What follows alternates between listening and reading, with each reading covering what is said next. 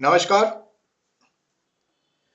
Environmental sex determination systems के इस presentation lecture में मैं आपका स्वागत करता हूं। आज का जो हमारा विषय है, ये जो लेक्चर है, इसमें हम डिस्कस कर रहे हैं एनवायरमेंटल सेक्स डिटर्मिनेशन सिस्टम के बारे में।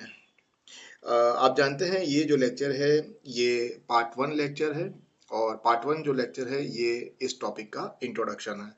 तो ये जो है ये पार्ट 1 इंट्रोडक्टरी लेक्चर है और इसी लेक्चर का जो दूसरा जो पार्ट है वो एंड्रॉयड ऐप पे मौजूद है। एंड्रॉयड ऐप का ये नाम है। पार्ट 2 का जो लेक्चर है एंड्रॉयड ऐप पे जो स्टोर है, स्टोर में है फोल्डर नंबर 1 और ये जो फोल्डर है इसका नाम है जेनेटिक। इसी में आप ये जो लेक्चर हैं ये पाएंगे। ठीक है, पार्ट 1 पार्ट 2। अब अ, जो पार्ट 1 तो मैं अभी ले ही रहा हूँ लेक्चर। पार्ट 2 के जो लर्निंग ऑब्जेक्टिव्स हैं वो किस प्रकार हैं, पार्ट 2 का जो लेक्चर है वो लेने के लिए मैंने क्या इंक्लूड किया है पार्ट 2 के लेक्चर में, तो वो जानकारी जो है इंफॉर्मेशन मैं आपको दे देता हूँ।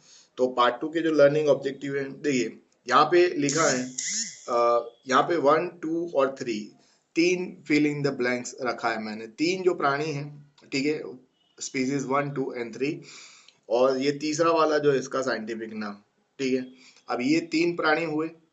अब इनकी इंफॉर्मेशन है कि भाई ये जो तीन प्राणी हैं इनमें eggs incubated eight low temperature develop exclusively into female. ये जो तीन प्राणी हैं इनके जो अंडे हैं, ठीक है, वो लो टेम्परेचर यानी कम टेम्परेचर पे इनका इंक्यूबेशन होता है तो वो फीमेल में डेवलप होता है। ये नाम आपको याद रखना है। While egg incubated at high temperature all develop into male. तो ऐसे कौन से प्राणी हैं जिनके जो अंडे हैं उनमें इस प्रकार से लिंग निश्चयन जो है वो होता है 1 2 3। अच्छा, फिर ये देखिए, the opposite is observe in many, फिर अगेन ब्लैंक रखा मैंने, where only males are obtain at low. ठीक है, तो पहली जो कंडीशन थी उससे विपरीत वाली ये परिस्थिति है। इसमें क्या हो रहा है कि देखिए, males are obtain in low temperature and female at high temperature. ऐसा कौन सा प्राणी है जिसके अंडे जो है उसका इंक्यूबेशन जो है, ठीक है, तो males are obtain at low temperature, only female at high temperature. तो वो जो प्राणी है उसका नाम जो है वो। फिर ये देखिए, टर्टल। अब यहाँ पे देखिए आप, अदर टर्टल, यानी आगे जो है आगे भी टर्टल ही था, है ना, लेकिन वो कौन सा टर्टल, टर्टल में बहुत सारी स्पीसीज होती हैं, कौन से टर्टल की बात कर रहे हैं, तो अदर टर्टल उसका यहाँ पे एग्जांपल। एंड इन डैश दूसरा जो एक प्राणी है, ठीक है, तो उसमें incubation at intermediate temperature will only give male. Intermediate, intermediate यानी कि जो बीच का जो तापमान है, ज्यादा गर्म भी नहीं ज्यादा ठंडा भी नहीं, ऐसा जो तापमान है उस पे क्या मिलेगा आपको, मेल्स मिलेंगे। While high and low temperature जो है विल ओनली गिव फीमेल। जबकि जो ऊंचा और नीचा जो तापमान है, ठीक है, हाई और लो टेम्परेचर पे क्या फीमेल मिल रहे हैं। तो ये कौन सा टर्टल है इसमें ये हो रहा है, इसकी बात हम करेंगे। फिर फिर ये जो है नीचे जो लिखा है ये, दी फ्रेश वाटर, फिर यहाँ पे नाम नहीं लिखा मैंने, ठीक है, ब्लैंक। ठीक है, कौन सा प्राणी है और उसका साइंटिफिक नेम। ठीक है, incubation temperature below 28 degree celsius give only males and temperature above 31 degree only female। तो ऐसा किस में हो रहा है, and for temperature between 28 and 31 degree celsius both female and male develop in direct and inverse proportion to temperature directly. तो ये जो प्राणी हैं ये कौन से हैं जिसमें इस प्रकार से होता है। ठीक है, इसका एग्जांपल,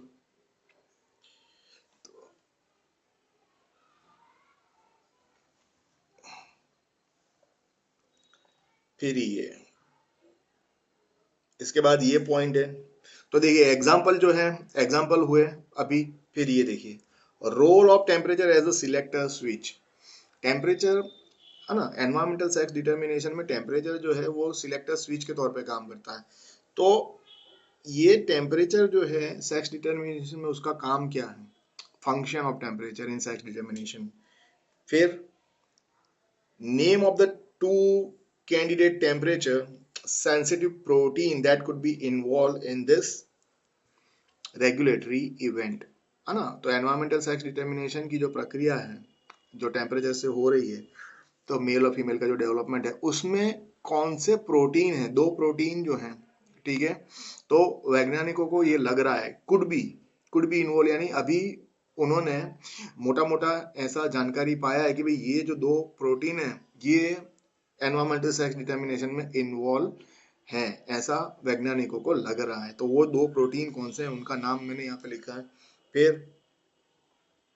फिर देखिए जो है ना, फिर मछलियों की जो बात है, in how many fish family, मछलियों की कितनी फैमिली और स्पीसीज जो हैं, कितनी कितनी यानी नंबर है, फैमिलीज का नंबर और स्पीसीज का नंबर, जिसमें टेम्परेचर डिपेंडेंट सेक्स डिटर्मिनेशन जो है वो होता है, कितनी मछलियों की प्रजातियों में ये पाया जाता है।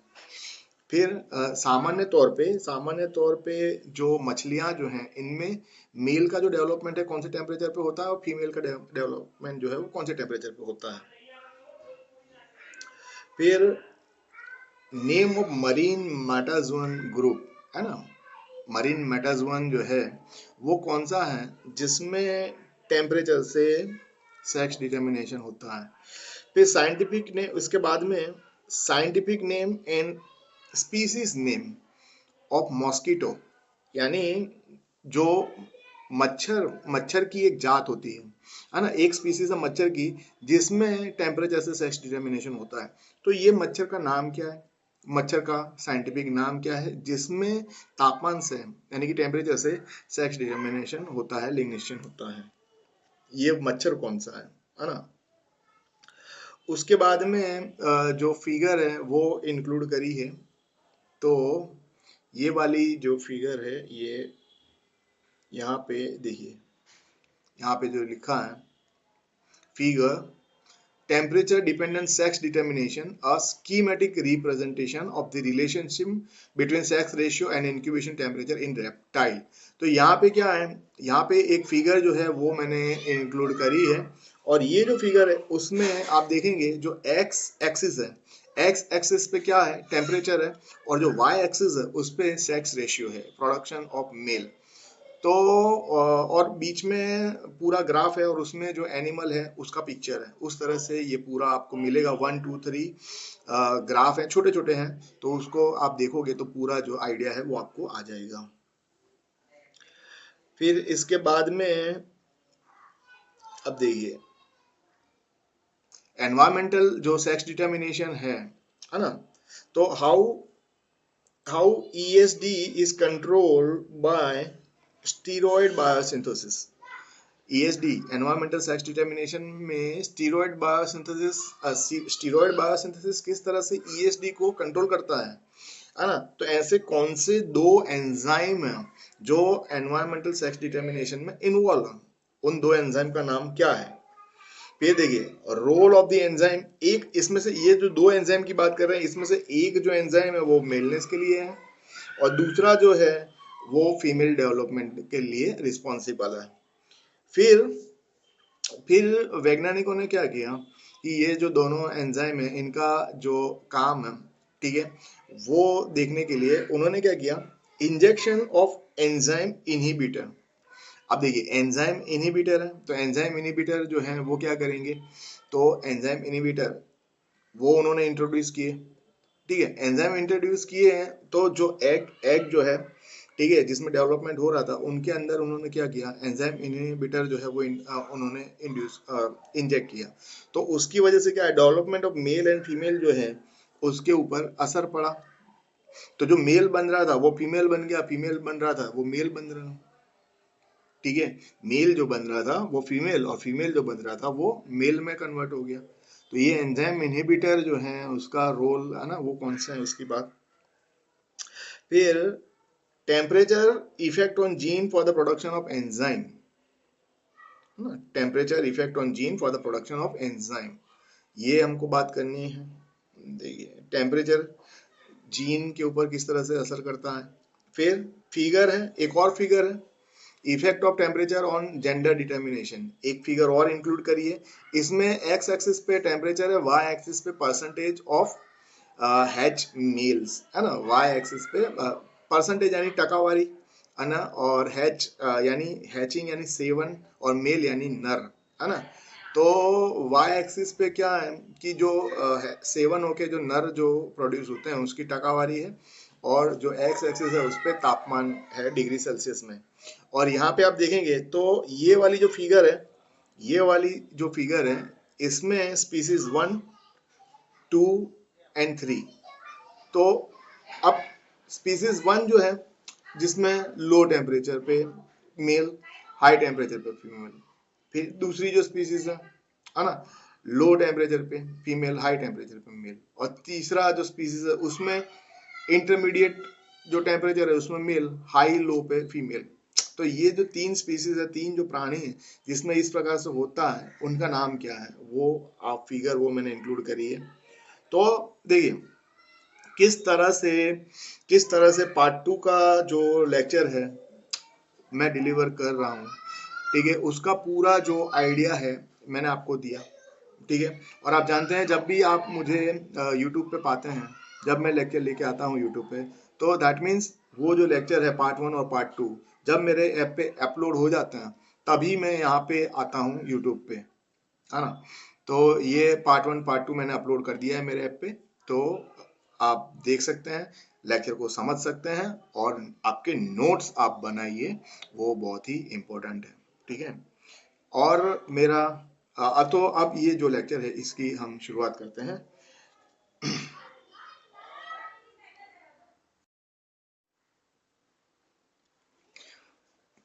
चलिए तो अब जो है हम लेक्चर की शुरुआत करते हैं। सबसे पहले जो शीर्षक है, title, environmental sex determination systems. अब देखिए एनवायरमेंट जो है, एनवायरमेंट का मतलब होता है पर्यावरण, और जो एटमॉस्फेयर है, एटमॉस्फेयर का मतलब होता है वातावरण। तो दोनों में अंतर है, एनवायरमेंट यानी पर्यावरण, एटमॉस्फेयर यानी वातावरण। और यहाँ पे देखिए, यहाँ पे जो लिखा है एनवायरमेंटल सेक्स डिटर्मिनेशन सिस्टम यानी पर्यावरण द्वारा लिंग निश्चयन की प्रक्रिया, है ना। तो उसके जो अलग अलग एग्जाम्पल हैं उसके बारे में बात करेंगे। अब देखिए, in many species the sex of an individual is not established by the genetic makeup of its founding cell, for example the zygote or the spore, but is defined through one or more stages of its embryonic or post embryonic development. कहने का मतलब क्या है कि बहुत सारे प्राणी और वनस्पति जो हैं इनमें लिंग निश्चयन की जो प्रक्रिया है, तो सामान्य तौर पे हमने देखा कि भाई लिंग निश्चयन की प्रक्रिया में जो एक्स क्रोमोसोम वाई क्रोमोसोम होता है उससे सेक्स डिटर्मिनेशन, और उसके ऊपर जो जीन है उससे सेक्स डिटर्मिनेशन होता है। लेकिन ये जो बात है सेक्स क्रोमोसोम से लिंग निश्चयन की प्रक्रिया हर बार हर प्राणी में और वनस्पति में ये नहीं होता, है ना। तो इसका जो आधार है वो किसके ऊपर होता है, तो देखिए डिफाइंड थ्रू मोर स्टेजेस, तो ये एम्ब्रियोनिक और पोस्ट एम्ब्रियोनिक जो डेवलपमेंट है उसमें जो परिबड़ जो है, जो फैक्टर असर करते हैं उससे इनमें सेक्स डिटर्मिनेशन होता है। अब देखिए the sex that will develop depend on factor external to the organism such as temperature to which it is subject during a given developmental phase। तो देखिए कुछ जो प्राणी हैं इनमें जो सेक्स डिटर्मिनेशन होता है वो किसके ऊपर, तो तापमान जो है, टेम्परेचर जो है उससे सेक्स डिटर्मिनेशन होता है, और signal coming from conspecific individual. अब ये यहाँ पे आप देखेंगे जो कॉन स्पेसिफिक जो इंडिविजुअल है, तो आने वाले जो लेक्चर है इसमें मैं आपको समझाऊंगा ये सेक्स डिटर्मिनेशन में जो लेक्चर आएंगे अभी, उसमें ये कौन स्पेसिफिक इंडिविजुअल क्या होता है उसका मैं आपको अपकमिंग लेक्चर में आपको समझाऊंगा ये बात। अब देखिए in all this cases we speak of environmental sex determination.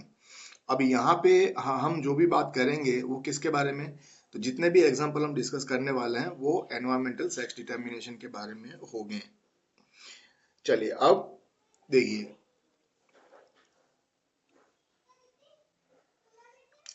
In many cases sex is establish reversibly during a restricted, usually early phase of development, during which the organism is sensitive to a specific environmental signal that can select the development option for one sex or another.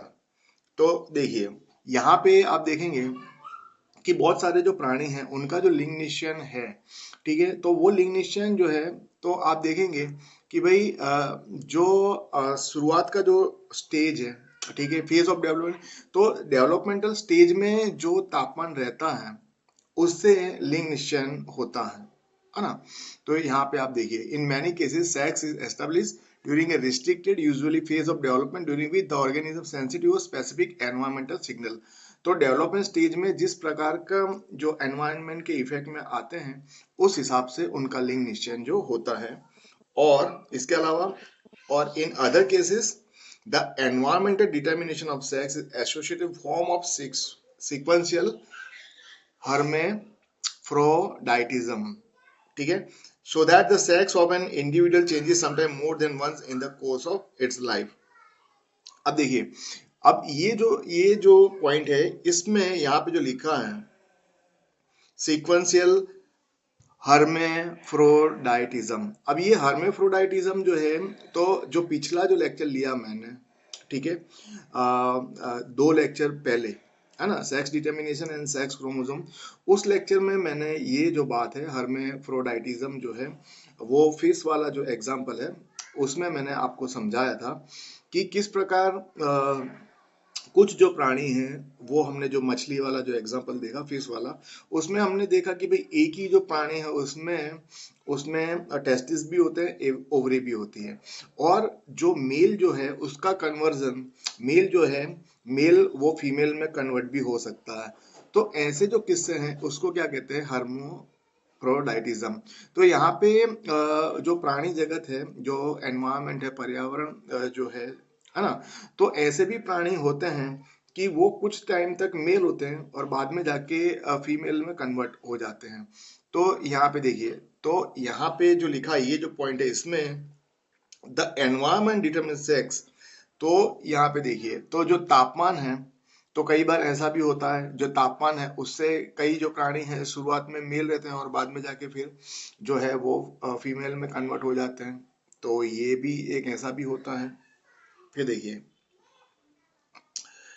अब until recently in developmental biology environmental effect have been greatly underestimated, ठीक है, तो अभी तक जो पूरा जो गर्भ विकास है, भ्रूण विकास है और प्राणी का जो डेवलपमेंट होता है, इसमें जो तापमान की जो असर है उसको नागवारा कर दिया गया था, यानी कि वो उसका महत्व, उसको इतना इम्पोर्टेंस नहीं दिया गया था। लिंग निश्चयन की कहने का मतलब क्या है कि लिंग निश्चयन की जो प्रक्रिया है उसको, उसमें जो तापमान का जो रोल है उस पे ज्यादा ध्यान नहीं दिया जा रहा था। तो ये जो बात है ये हमको गिलबर्ट और एप्पल जो है इन्होंने कहा। अब देखिए, acknowledge to have only a permissive role, अभी तक हम यही बात मानते थे कि भाई जो सुटेबल एनवायरमेंटल कंडीशन है allow normal development and unsuitable condition forbidded. कहने का मतलब क्या है कि अगर तापमान, कहने का मतलब अभी तक हमारी सोच इसी प्रकार की थी कि भाई अगर एनवायरमेंटल टेम्परेचर जो है वो अगर फेवरेबल है तो प्राणी का जो विकास है वो अच्छी तरीके से होता है, और अगर जो तापमान की परिस्थिति जो है वो फेवरेबल नहीं है तो जो प्राणी का जो विकास है, डेवलपमेंट की जो प्रक्रिया है वो ठीक तरीके से नहीं होती। अभी तक हमारी सोच इसी प्रकार की थी, ठीक है। अब देखिए आगे, this is partly due to the fact that in this regard the, ये जो है ये तो इतना आप करिए, ठीक है। अब देखिए यहाँ पे जो आगे जो लिखा है,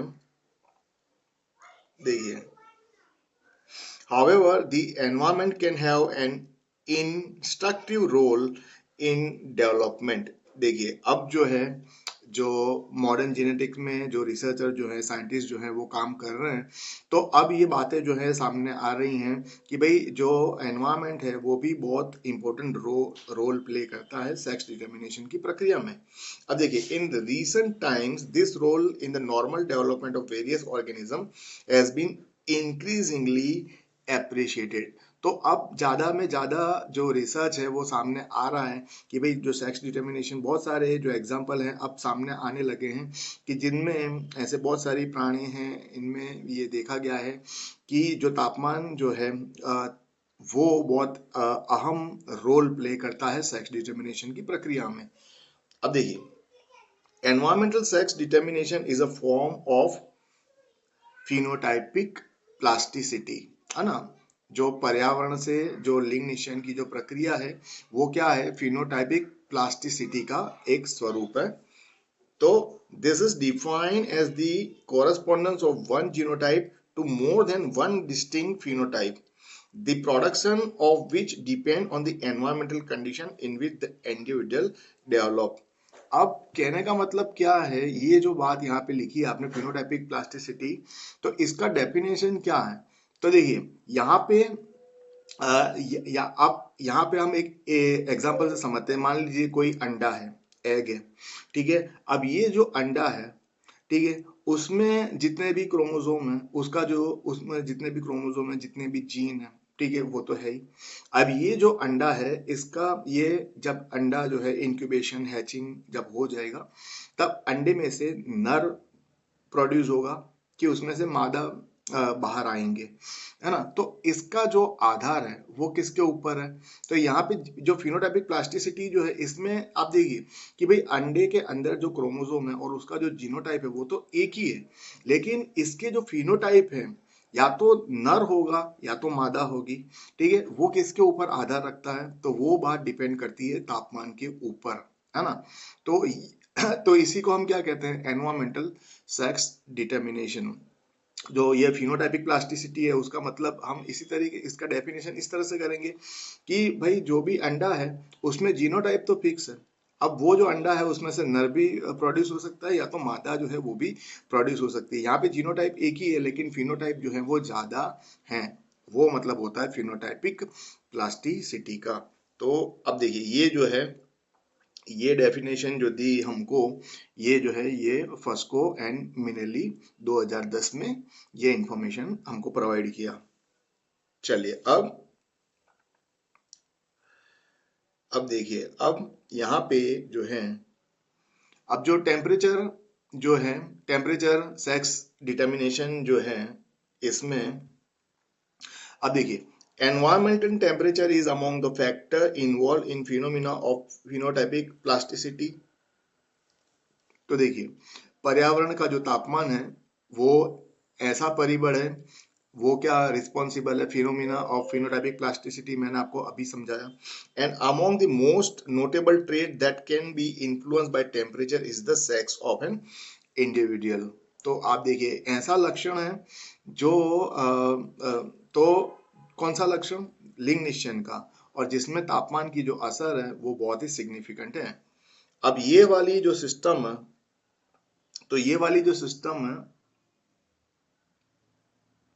इस सिस्टम को क्या कहते हैं, तो ये वाली जो सिस्टम है known as temperature dependent sex determination.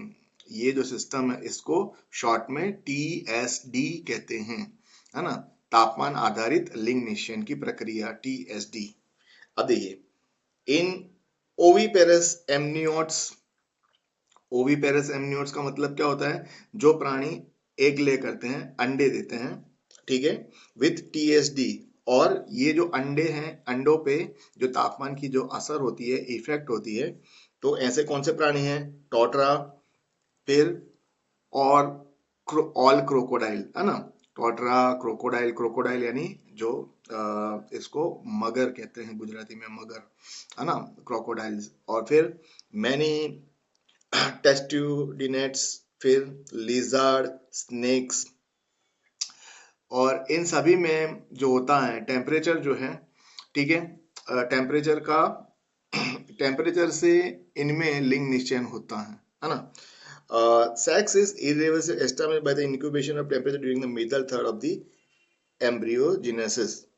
अब देखिए, इनमें जो अंडे जो हैं, इनका इंक्यूबेशन कौन से तापमान पे होता है ना, उस हिसाब से जो जो पूरा जो गर्भ विकास है, भ्रूण विकास है, वो यानी कि पूरी जो डेवलपमेंट की जो प्रक्रिया है, जो चिक का जो डेवलपमेंट है मान लीजिए, है ना, तो यानी कि जो अंडे के अंदर जो बच्चा जो डेवलप हो रहा है, तो उसका जो विकास की जो प्रक्रिया है, उस पे तापमान जो है बहुत ही इम्पोर्टेंट रोल प्ले करता है कि वो नर बनेगा या कि मादा उसमें से बाहर आएंगे उस अंडे में से। तो अब आगे बढ़ते हैं।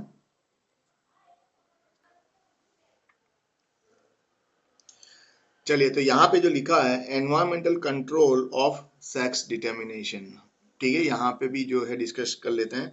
अब देखिए, sex chromosome are not the only determinant of organism gender. तो देखिए, जो गुणसूत्र हैं, यानी कि जो लिंगी रंगसूत्र हैं, ऐसा नहीं होता कि हर बार हर प्राणी में जो क्रोमोसोम है उन्हीं से लिंग निश्चयन होता है, ठीक है। Environmental sex determination is an alternative mechanism that control the gender of an individual. तो कोई भी जो प्राणी है उसका विकास नर होगा कि मादा में होगा, उसके ऊपर जो पर्यावरण लिंग निश्चयन की जो प्रक्रिया है वो भी असर करती है ना। अब देखिए, one mechanism of ESD depend on the substrate where some marine worm and gastropod develop. अब देखिए, लिंग निश्चयन की एक जो प्रक्रिया है किन में, मरीन वॉर्म्स में और गैस्ट्रोपोड में।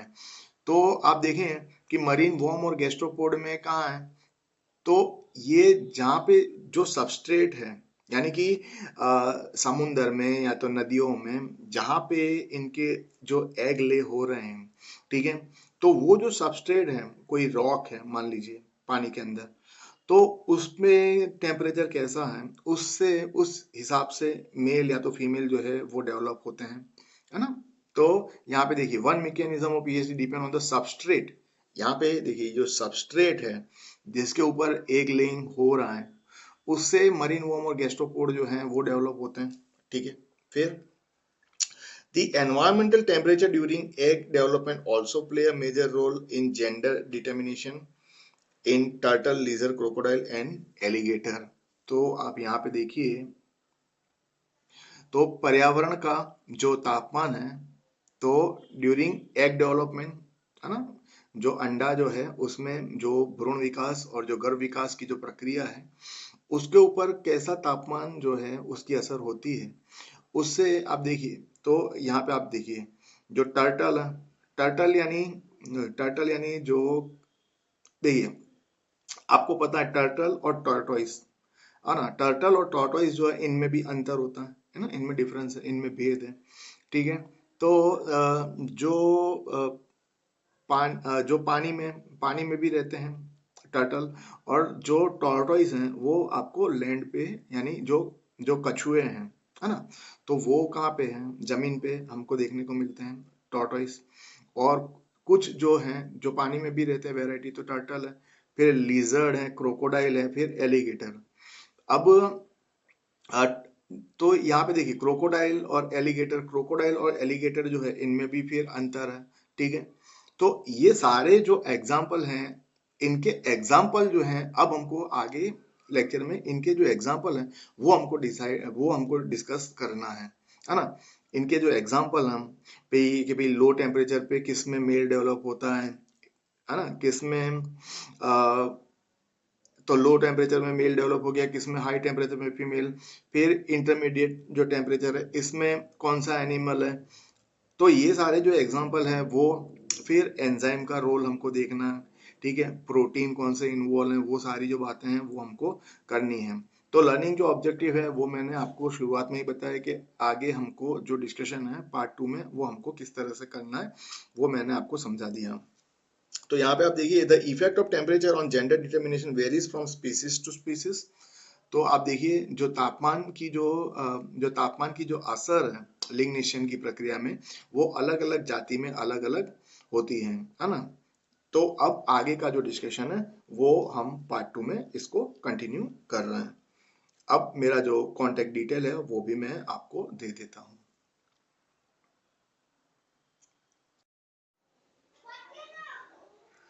चलिए, तो अब जो मेरा जो कांटेक्ट इन्फॉर्मेशन है वो भी मैं आपको दे देता हूँ। मेरा जो एंड्रॉयड ऐप है उसका नाम है मनीष जे कोष्टी। मेरा जो नाम है मनीष जे कोष्टी, मेरा जो एंड्रॉयड ऐप है उसका भी नाम है मनीष जे कोष्टी। और अगर आप मुझसे बात करना चाहते हैं तो ये जो समय है 3 से 4 के बीच में, ठीक है, इस समय पे आप मुझसे बात कर सकते हैं। यानी आप जानते हैं कि जो बुक्स की इंफॉर्मेशन होती है ना, बुक बुक बुक का नाम, पब्लिकेशन कंपनी, ऑथर, एडिशन, तो ये जो इंफॉर्मेशन है वो मैं आपको बताऊंगा, तो ताकि आप जाके जो बुक्स हैं वो आप बाय कर सकें, या तो किसी लाइब्रेरी में, ऑनलाइन ऑफलाइन लाइब्रेरी में जाके इन बुक को सर्च कर सकें। तो मेरे जो मेंबर्स हैं, मैं बुक का इंफॉर्मेशन मैं देता ही हूँ। ठीक है, फिर ये जो है यहाँ पे ये जो इंफॉर्मेशन है, ठीक है, ये मेरा व्हाट्सएप नंबर है। ठीक है, ये जो है, तो ये जो है मेरा व्हाट्सएप नंबर है। ठीक है, और यही मेरा मोबाइल नंबर भी है। और ये जो है, ये मेरी ईमेल आईडी है। ठीक है, manishjkosti@gmail.com। तो इसी के साथ में ये जो प्रेजेंटेशन लेक्चर है अब यहाँ पे समाप्त होता है। मेरा नाम मनीष कोष्टी सर है, मैं अहमदाबाद से हूँ। बाय बाय, नमस्ते।